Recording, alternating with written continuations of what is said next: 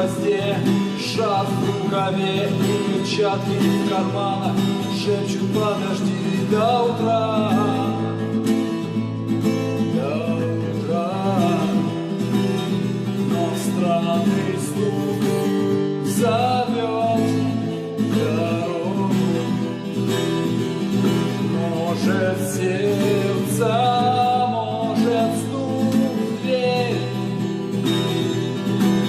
И когда я обернусь на пороге,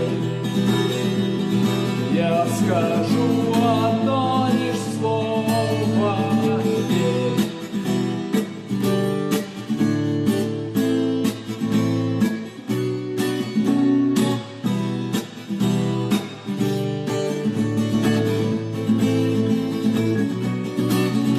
И опять на вокзал, и опять поездам, и опять проводник выдаст вино и чай.